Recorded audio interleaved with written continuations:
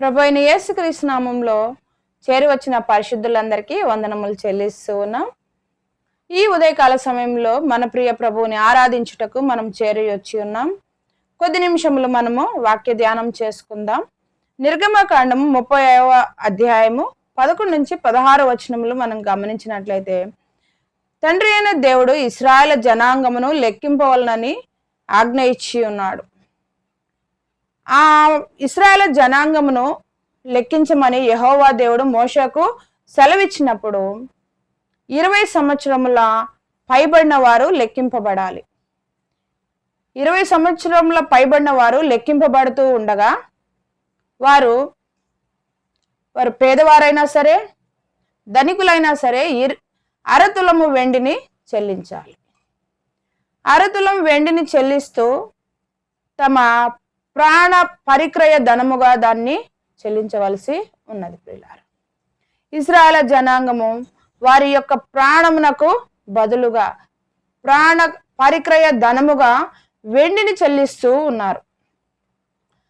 ఆయన పేదవాడైనా చెల్లించాలి, ధనికుడైనా సరే చెల్లించాలి.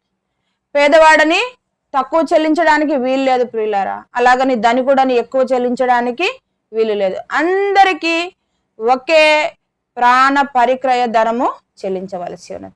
అయితే మనం ఇక్కడ చదువుకున్న మాటల్లో అందరికీ ఒకే కొలత ఉందని మనం గమనించాలి. ఇశ్రాయేలు తమ ప్రాణ పరిక్రయ ధనముగా అరతులము వెండిని చెల్లించినారు. అది ఒక కొలతగా వారికి ఇవ్వబడింది ప్రియులారా. అది క్రయధనముగా చెల్లించబడిన వెండిని గురించి మనం ఆలోచన చేస్తే వెండి విమోచనకు సాదృశ్యముగా ఉన్నది. వెండి ప్రాయశ్చిత్తానికి సాదృశ్యముగా ఉన్నది ప్రియులారా.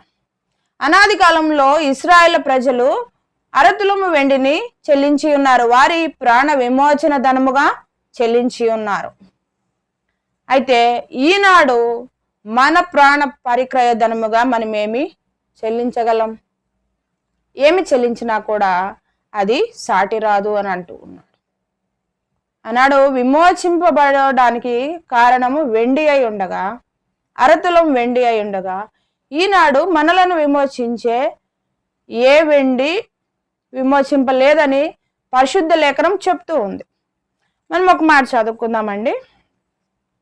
కీర్తనల గ్రంథము 49వ అధ్యాయము 7 నుంచి 9 వచనములు మనం చదివినప్పుడు, ఎవడును ఏ విధము చేతనైనను తన సహోదరుని విమోచింపలేడు. వాడు కుళ్ళు చూడక నిత్యము బ్రతుకున్నట్లు వాని నిమిత్తము దేవుని సన్నిధిని ప్రాయశ్చిత్తము చేయగలవాడెవడను లేడు. వాని ప్రాణ విమోచన ధనము బహు గొప్పది, అది ఎన్నటికి తీరగా అట్లుండవలసినదే.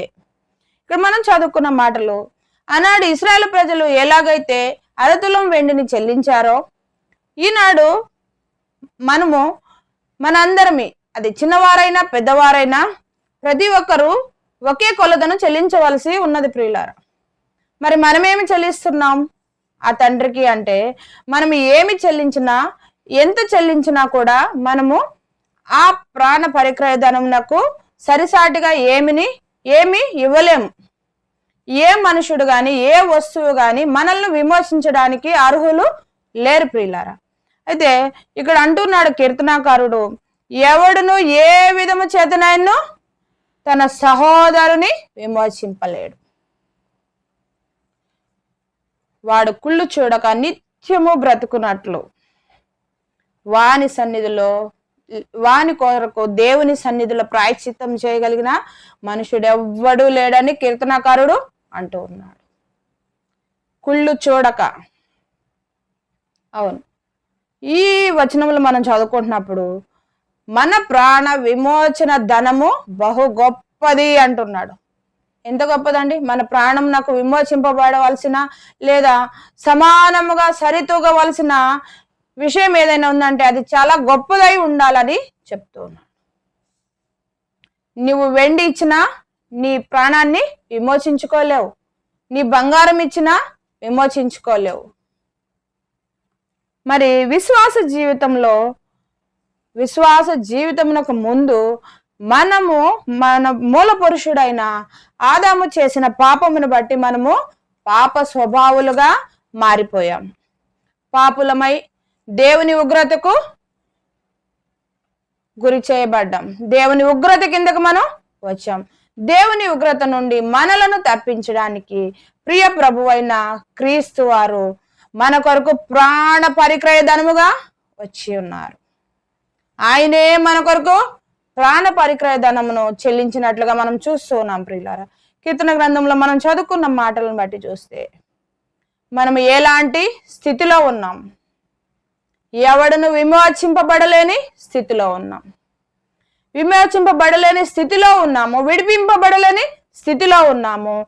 ఏ విధముగానైనా మనల్ని విమోచించే వారు గాని వస్తువు గాని లేదు. ప్రియులారా, పేతురు అంటూ ఉన్నాడు కదా, వెండి బంగారముల చేత మీరు విమోచింపబడలేదు గాని ఎలాంటి అంటే క్షయమైపోయే వస్తువుల చేత మీరు విమోచింపబడలేదు.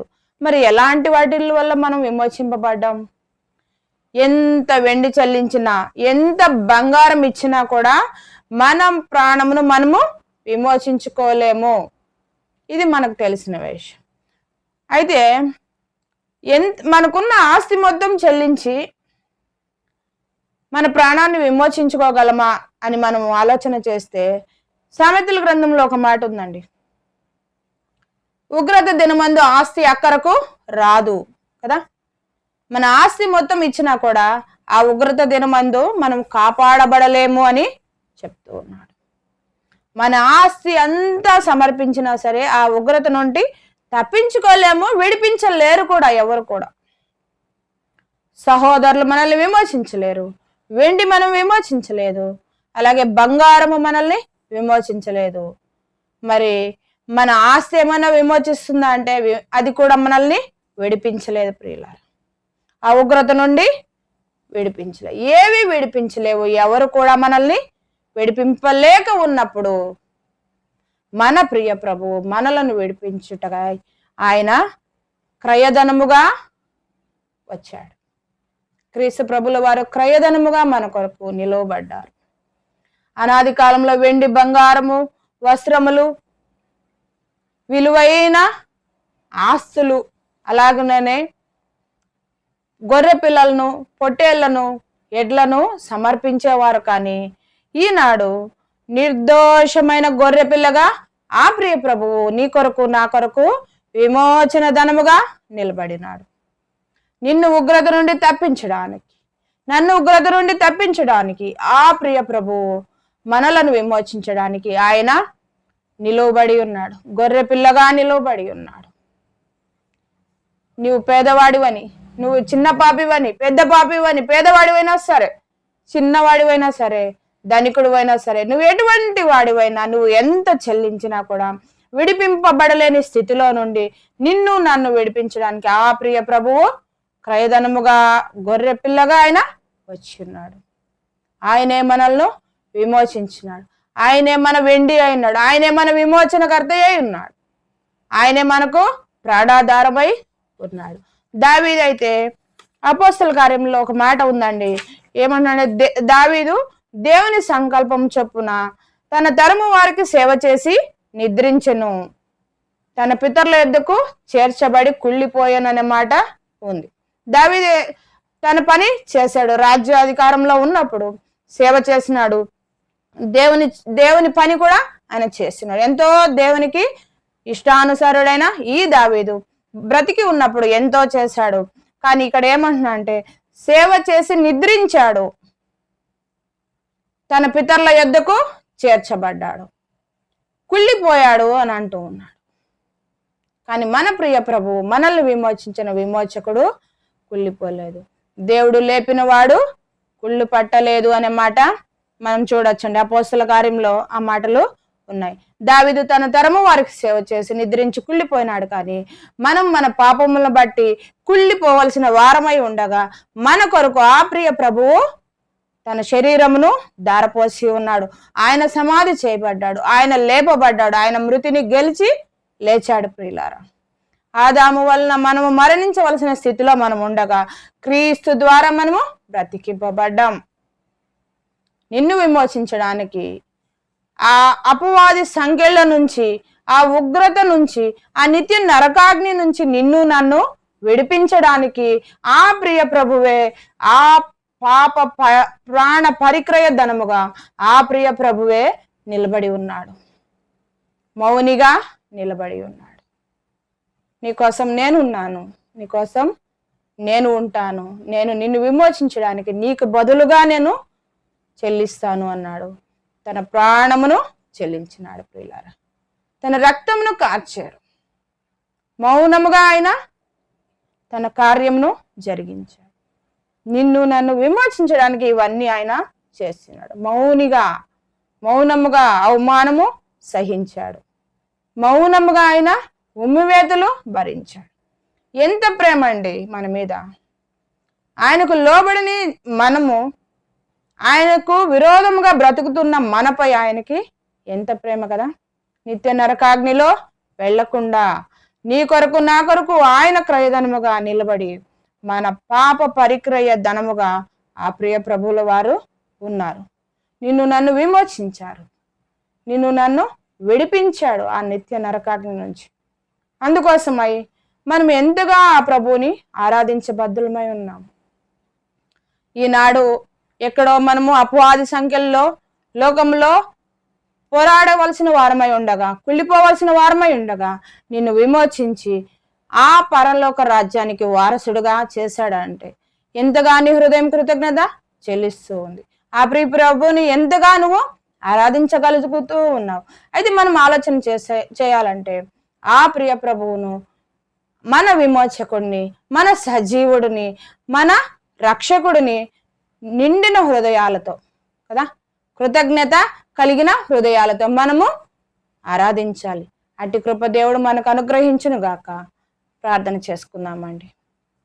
దయాళుడు అయిన మా గొప్ప దేవా, నీ పాదములకు వందనములు, స్తుతులు, స్తోత్రములయ్యా.